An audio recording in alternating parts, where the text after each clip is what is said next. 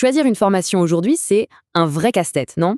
On entend parler de présentiel, de distanciel, et puis de ce fameux format hybride. Alors, comment on s'y retrouve? Comment savoir ce qui est vraiment fait pour nous? Franchement, le choix est loin d'être assez simple, et c'est exactement ce qu'on va décortiquer ensemble aujourd'hui. Allez, on plonge dans le vif du sujet. La grande question, c'est comment choisir le format d'apprentissage qui sera vraiment optimal dans le monde actuel. C'est le défi qu'on va relever. Pour y voir plus clair, posons déjà les bases. Il y a, en gros, 3 grands formats qui s'offrent à nous. On va commencer par ce qu'on connaît bien, le présentiel et le distanciel, avant de s'attaquer au concept d'hybride. Et vous allez voir, c'est beaucoup plus qu'un simple mélange. C'est parti pour le match. D'un côté, le format classique, la salle de classe. De l'autre, le tout numérique. Alors, qui l'emporte? D'un côté, on a le présentiel. Son gros point fort, c'est l'humain. L'énergie du groupe, les discussions spontanées, le réseau qu'on se crée. Mais bon, ça a un coût. Les déplacements, les locaux, un emploi du temps super rigide.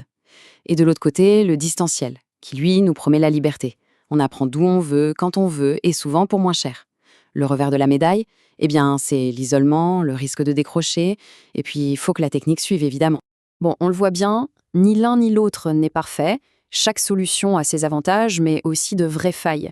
Et c'est justement là que la troisième option, le format hybride, entre en jeu. Mais attention au piège. Quand on dit hybride, on pense souvent à un simple mix des deux. La réalité, en fait, est beaucoup plus subtile et bien plus intéressante. Et si on s'était trompé depuis le début? Si le vrai pouvoir de l'hybride, ce n'était pas juste une question de lieu, mais quelque chose de bien plus profond. Figurez-vous que des chercheurs se sont penchés sur la question. Et leurs travaux nous donnent un cadre complètement nouveau pour comprendre ce qu'est un dispositif vraiment hybride. La voilà, l'idée clé. La vraie hybridation, ce n'est pas juste un peu en classe, un peu à la maison, non. C'est un dosage intelligent, une conception qui mélange intentionnellement plusieurs dimensions de l'apprentissage. Voyons ça de plus près.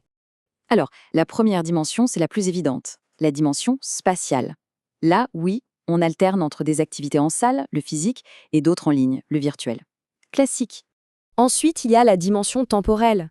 C'est le mélange entre le synchrone, c'est-à-dire les moments en direct tous ensemble, comme une visio, et l'asynchrone, quand on travaille chacun de son côté, à son propre rythme.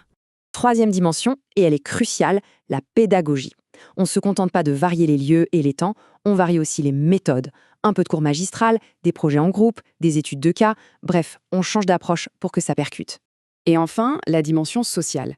Est-ce qu'on apprend mieux seul ou en groupe? La réponse de l'hybride, c'est les deux. L'idée, c'est d'alterner intelligemment entre des moments où on a besoin de se concentrer seul et des moments où la force du collectif fait toute la différence. Bon, tout ça, ça peut paraître un peu abstrait, alors pour que ce soit bien concret, regardons un exemple parfait de cette idée, la pédagogie inversée. La classe inversée, c'est vraiment l'illustration parfaite de cette hybridation sur toutes les dimensions. On ne fait pas que mélanger les lieux, on retourne carrément la logique habituelle de l'apprentissage. Le principe est super simple, ça se passe en 3 temps. D'abord, à la maison, l'apprenant consulte des ressources, des vidéos, des articles. Ensuite, toujours en solo, il acquiert les bases avec des petits exercices. Et c'est là que la magie opère. Le temps si précieux en classe est enfin libéré pour interagir. Fini le cours descendant, place à la pratique, au débat, au projet. Et ça change tout.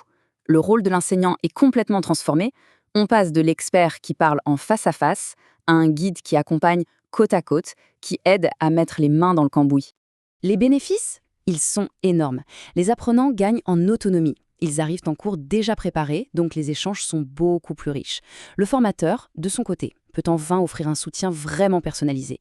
Et bien sûr, ça développe à fond les compétences de collaboration. Bon, alors le verdict dans tout ça, qu'est-ce qu'on doit choisir? Eh bien la réponse c'est ça dépend. Ça dépend de l'objectif. Le meilleur format, c'est celui qui est le mieux adapté à ce qu'on veut apprendre. Pour faire simple, on pourrait dire que pour développer des compétences humaines, les fameuses soft skills comme la communication ou l'empathie, rien ne remplace le contact direct du présentiel. Pour de la théorie pure ou des compétences techniques bien précises, le distanciel est souvent génial. Chacun avance à son rythme. Et pour des sujets complexes comme le management ou le leadership, qui demandent et de la théorie et de la pratique, c'est là que l'hybride révèle toute sa puissance. Ce qu'il faut vraiment retenir, c'est qu'il n'y a pas de solution miracle. L'efficacité, elle ne vient pas du format en lui-même, mais de l'intelligence avec laquelle on le conçoit, en l'adaptant sur mesure à ce qu'on doit apprendre et à qui on s'adresse. Finalement, on s'est peut-être posé la mauvaise question depuis le début. Il ne s'agit pas de savoir quel format est le meilleur dans l'absolu. La vraie question, la seule qui compte, c'est, pour cet objectif d'apprentissage précis, quelle est la meilleure combinaison, le meilleur design? Voilà la réflexion qui peut tout changer.